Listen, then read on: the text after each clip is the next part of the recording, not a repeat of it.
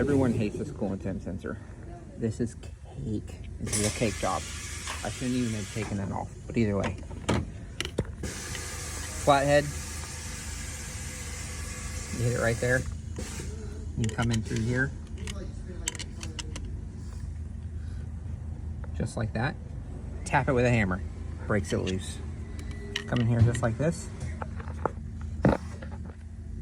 And just spin it out. It's fucking cake. Takes 5 minutes to do this job. Pull the other one out with the magnet or with the claws. Drop the new one in there. Slowly spin it in. You're done like that. You bring it right through here.